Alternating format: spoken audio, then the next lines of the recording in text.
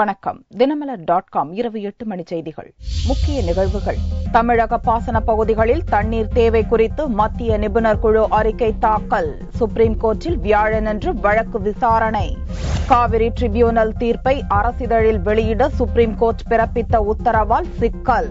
அனைத்துக் கட்சித் தலைவர்களுடன் கர்நாடக முதல்வர் ஜெகதீஷ் ஷெட்டர் ஆலோசனை. சபாநாயகரை நோக்கி கை நீட்டி பேசிய திமுக எம்எல்ஏ சட்டசபையில் வெளியேற்றம். திமுகவினர் வெளிநடப்பு. விரிவான செய்திகள். தமிழக காவிரி பாசன பகுதிகளில் ஆய்வு மேற்கொண்ட உயர்மட்ட குழுவின் அறிக்கை மத்திய அரசிடம் தாக்கல் செய்யப்பட்டுள்ளது. இவ்வழக்கு வியாழனன்று உச்சநீதிமன்றத்தில் விசாரணைக்கு வரும்போது கர்நாடகா தண்ணீர் திறந்து விடுவது குறித்த இடைக்கால உத்தரவு பிறப்பிக்கப்படும் என்று எதிர்பார்க்கப்படுகிறது. உச்சநீதிமன்றத்தின் உத்தரவுப்படி தமிழகத்திற்கு தேவைப்படும் தண்ணீரின் அளவு குறித்து ஆய்வு செய்ய மத்திய துணை ஆணையர் பி.கே. ஷா தலைமையில் மத்திய குழு செவ்வாயன்று திருச்சி வந்தது. தஞ்சை, திருவாரூர், திருச்சி, நாகையில் மத்திய குழு நேரடி ஆய்வு நடத்தியது. இந்த ஆய்வு முடிவடைந்த நிலையில் திருச்சியில் செய்தியாளர்களிடம் பேசிய மத்திய நீர் ஆணைய தலைமை பொறியாளர் மகேந்திரன், தமிழகத்திற்கு தேவையான தண்ணீர் குறித்த ஆய்வு அறிக்கைகளை மத்திய அரசிடம் சமர்ப்பித்துள்ளதாகவும் வியாழக்கிழமையன்று மத்திய அரசு அந்த அறிக்கையை உச்சநீதிமன்றத்தில் தாக்கல் செய்யும் என்றும் கூறினார். தஞ்சாவூர், திருவாரூர், நாகப்பட்டினத்தில் எல்லா விதமான பகுதிகளையும் தமிழ்நாடு ஸ்டேட் கவர்மெண்ட் கூட சென்ட்ரல் டீம் கூட எல்லாம் பார்வையிட்டாச்சு. பார்வையிட்டதுக்கு அப்புறம் இன்னைக்கு நாங்கள் எங்களுடைய அந்த சென்ட்ரல் டீமுடைய ரிப்போர்ட்டை ஃபைனலைஸ் பண்ணி எங்க டிபார்ட்மெண்ட்டுக்கு அனுப்பிச்சிட்டாச்சு. இப்போ ரெக்கமெண்டேஷன் கொடுத்துருக்கோம். அதை இங்கே சொல்ல முடியாது. ஏன்னாக்கா அவங்க மேலிடத்துல தான் அதை முடிவு செய்யணும். முடிவு செய்யறது வரைக்கும் நாங்க சொல்ல முடியாது. நாளைக்கு தாக்கல் செய்வாங்க. அப்ப உங்களுக்கு தெரியும். உச்சநீதிமன்றத்தில் காவிரி பிரச்சினை தொடர்பாக தமிழக அரசு தாக்கல் செய்துள்ள வழக்குகள் வியாழனன்று மீண்டும் விசாரணைக்கு வருகின்றன. மத்திய நிபுணர் குழுவின் அறிக்கையை அப்போது மத்திய அரசு தாக்கல் செய்ய உள்ளது. இதன் அடிப்படையில் காவிரியிலிருந்து தமிழகத்துக்கு கர்நாடக அரசு தண்ணீர் திறந்து விடுவது குறித்து உச்சநீதிமன்றம் இடைக்கால உத்தரவு பிறப்பிக்கலாம் என்று எதிர்பார்க்கப்படுகிறது. காவிரி நடுவர்மன்ற உத்தரவை அரசிதழில் வெளியிட உச்சநீதிமன்றம் பிறப்பித்த உத்தரவு தொடர்பாக அனைத்துக் கட்சித் தலைவர்களுடன் பெங்களூரில் கர்நாடக முதல்வர் ஜெகதீஷ் ஷெட்டர் ஆலோசனை நடத்தினார். தமிழகம், கர்நாடகா இடையே காவிரி நீர் தொடர்பான சர்ச்சை நீண்ட காலமாக இருந்து வருகிறது. காவிரி நதிநீர் பங்கீடு தொடர்பாக காவிரி நடுவர் மன்றம் 2007ஆம் ஆண்டில் பிறப்பித்த உத்தரவை பிப்ரவரி 20ஆம் தேதிக்குள் அரசிதழில் வெளியிட வேண்டும் என மத்திய அரசுக்கு உச்சநீதிமன்றம் கடந்த 4ஆம் தேதி அதிரடியாக உத்தரவிட்டது. காவிரி நடுவர் மன்ற உத்தரவை அரசிதழில் வெளியிடக்கூடாது என்று வற்புறுத்தி வரும் கர்நாடக மாநில அரசுக்கு உச்சநீதிமன்றத்தின் உத்தரவு பின்னடைவை அளித்துள்ளதால் அது பற்றி ஆலோசிப்பதற்காக அனைத்துக் கட்சி கூட்டத்தை பெங்களூர் முதல்வர் ஜெகதீஷ் ஷெட்டர் கூட்டினார். எதிர்க்கட்சித் தலைவர் சித்தராமையா உள்ளிட்ட சட்டசபையில் இடம்பெற்றுள்ள கட்சி பிரதிநிதிகள் இக்கூட்டத்தில் பங்கேற்றனர். உச்சநீதிமன்ற தீர்ப்பு குறித்து விரிவாக விவாதித்த போதும் எந்த முடிவையும் எடுக்காமல் கூட்டத்தை முடித்துக் கொண்டனர். கூட்டத்துக்கு பிறகு எதிர்க்கட்சித் தலைவர் சித்தராமையா பேட்டியளித்தார். காவிரி வழக்கு உச்சநீதிமன்றத்தில் 7ஆம் தேதி விசாரணைக்கு வருவதை சுட்டிக்காட்டிய அவர், உச்சநீதிமன்றத்தின் உத்தரவை பொறுத்து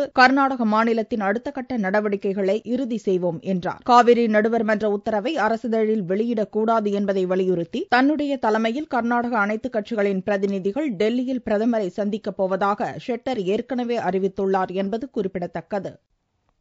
காவிரி டெல்டா மாவட்ட விவசாயிகளுக்கு நிவாரணம் வழங்க வலியுறுத்தி தஞ்சை கலெக்டர் அலுவலகம் முன்பு விவசாயிகள் சங்கத்தினர் சட்டை அணியா போராட்டத்தில் ஈடுபட்டனர். பருவமழை பொய்த்து போன நிலையில் தமிழகம் முழுவதும் விவசாயம் பெரிதும் பாதிக்கப்பட்டது. இதில் காவிரி டெல்டா மாவட்டங்களில் பயிரிடப்பட்டிருந்த சம்பா சாகுபடி பல லட்சம் ஏக்கரில் நாசமானது. இதனால் விரக்தியடைந்த விவசாயிகள் 10க்கும் மேற்பட்டோர் தற்கொலை செய்து கொண்டதாக குற்றம் சாட்டப்பட்டுள்ளது. இந்நிலையில் பாதிக்கப்பட்ட விவசாயிகளுக்கு உரிய இழப்பீடு வழங்க வலியுறுத்தி பல்வேறு அமைப்பினர் போராட்டத்தில் ஈடுபட்டு வருகின்றனர். அதன் ஒரு பகுதியாக தஞ்சை கலெக்டர் அலுவலகம் முன்பு தமிழ்நாடு விவசாயிகள் சங்கம் சார்பில் சட்டை அணியா போராட்டம் நடைபெற்றது. காவிரி நடுவர் நீதிமன்ற தீர்ப்பை அரசிதழில் வெளியிட வேண்டும், டெல்டா மாவட்ட விவசாயிகளுக்கு உரிய இழப்பீடு தொகை அளிக்க வேண்டும் என்பன உள்ளிட்ட பல்வேறு கோரிக்கைகள் எழுப்பப்பட்டன.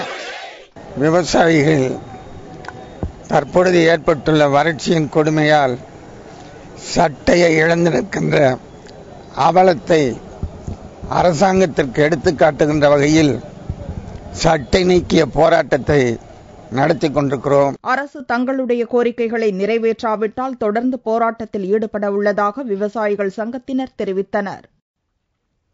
சபாநாயகரை நோக்கி கையை நீட்டி பேசியதாக திமுக உறுப்பினர் அன்பழகன் அவை காவலர்களால் சட்டசபையிலிருந்து வெளியேற்றப்பட்டார்.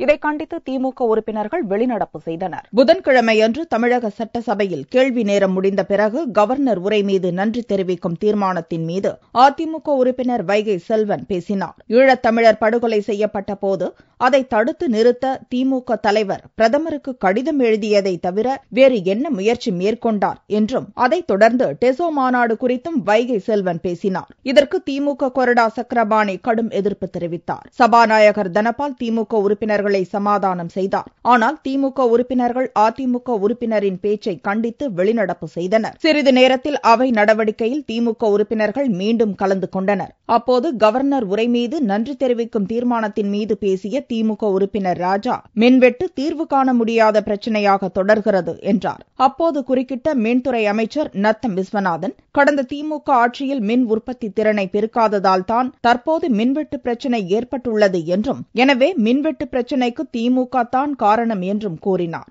அப்போது எழுந்த திமுக உறுப்பினர் அன்பழகன் சபாநாயகரிடம் பாயிண்ட் ஆஃப் ஆர்டர் கோரினார். ஆனால் சபாநாயகர் தனபால் அவருக்கு அனுமதி மறுத்தார். தொடர்ந்து அன்பழகன் தனது கோரிக்கையை கை நீட்டி வலியுறுத்தினார். இதனால் கோபமடைந்த சபாநாயகர் தனபால் அவை தலைவரை கை நீட்டி கால் நீட்டி பேசுவது என்ன பழக்கம் என்று கூறி அன்பழகனை அவையை விட்டு வெளியேற்ற அவை காவலர்களுக்கு உத்தரவிட்டார். அன்பழகன் வெளியேற்றத்தை கண்டித்து மற்ற திமுக உறுப்பினர்களும் அவையை விட்டு மீண்டும் வெளிநடப்பு செய்தனர்.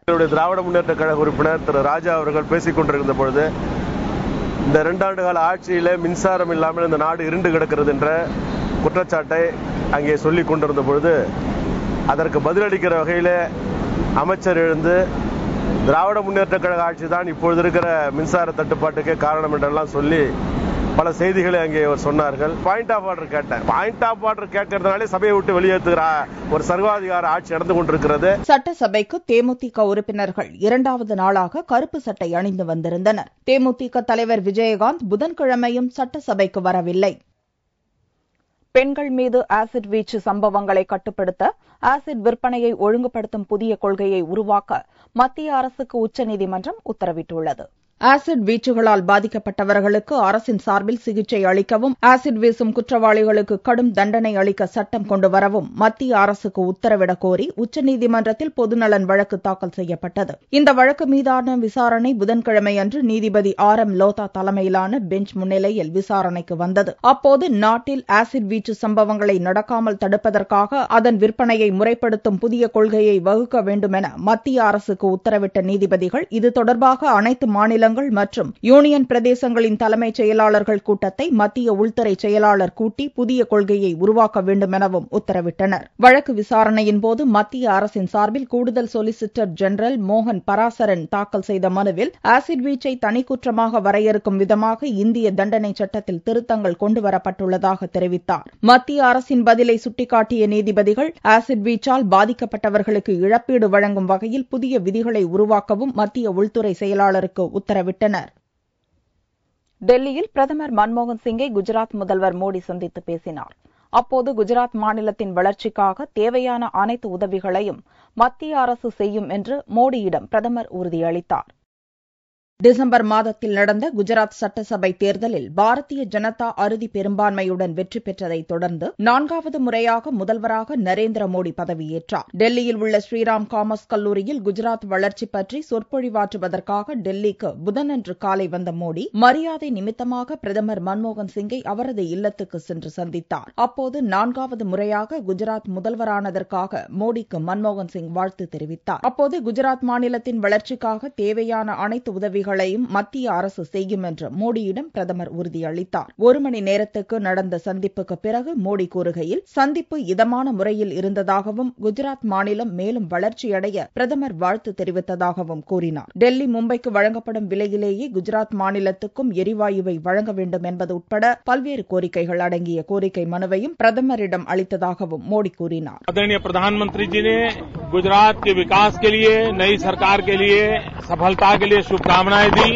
गुजरात में भी भारत सरकार के जनता के हित के जो भी काम होंगे उसमें हम पूरी शक्ति से मदद करेंगे, ये आश्वासन दिया है. அடுத்த ஆண்டு நடக்கவுள்ள லோக்சபா தேர்தலில் தேசிய ஜனநாயக கூட்டணியின் பிரதமர் வேட்பாளராக மோடியை அறிவிக்க வேண்டும் என்று பாரதிய ஜனதாவில் பல தலைவர்கள் வலியுறுத்தி வரும் வேளையில் நாடு முழுவதும் தன்னுடைய மதிப்பை உயர்த்திக் கொள்ளும் விதமாகவே பிரதமரை மோடி சந்தித்ததாக டெல்லி அரசியல் வட்டாரங்கள் கூறுகின்றன. அதே நேரத்தில் பிரதமர் வேட்பாளராக முன்னிறுத்தப்படுவதற்கான வாய்ப்புகள் குறித்த கேள்விக்கு பதிலளிக்க மோடி மறுத்துவிட்டார். மோடியை பிரதமர் வேட்பாளராக அறிவிப்பதற்கு பாரதிய ஜனதாவின் முக்கிய கூட்டணி கட்சிகளான ஐக்கிய ஜனதா தளம், சிவசேனா ஆகியவை எதிர்ப்பு தெரிவித்து வருகின்றன என்பது குறிப்பிடத்தக்கது.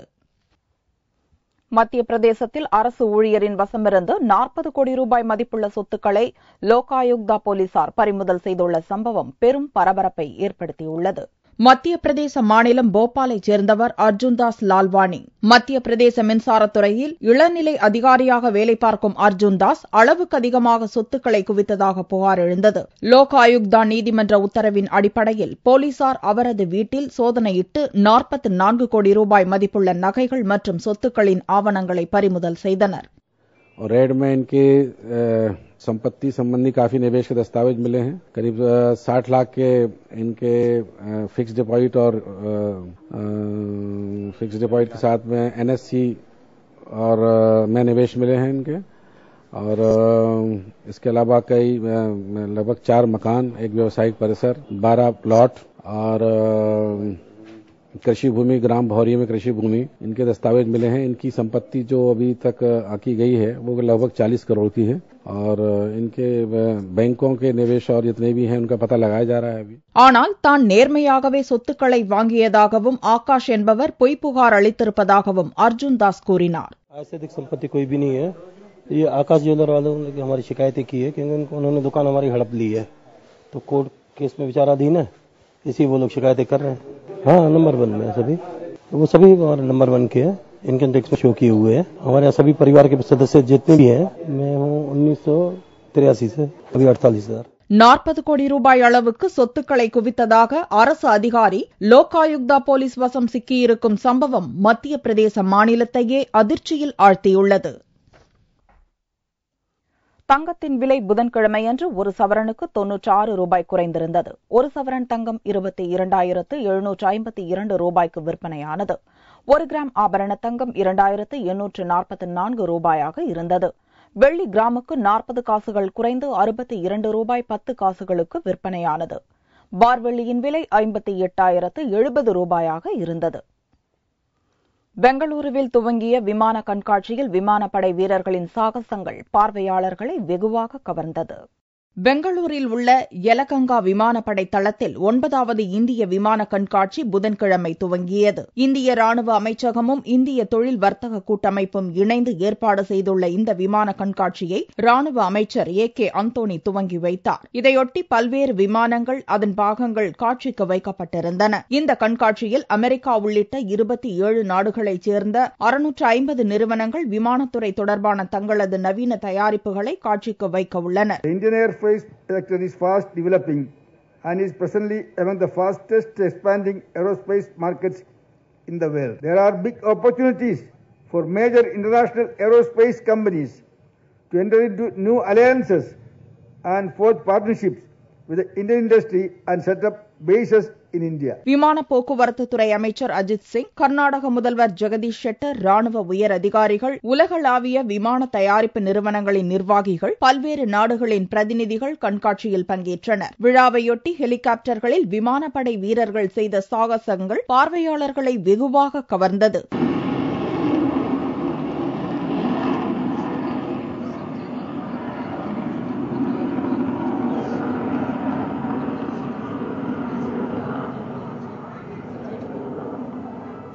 இரண்டு ஆண்டுகளுக்கு ஒருமுறை நடக்கும் இந்த விமான கண்காட்சி 5 நாட்களுக்கு தொடர்ந்து நடக்க உள்ளது. மீண்டும் செய்திகள் இந்திய நேரப்படி வியாழன் மாலை 4 மணிக்கு. வணக்கம்.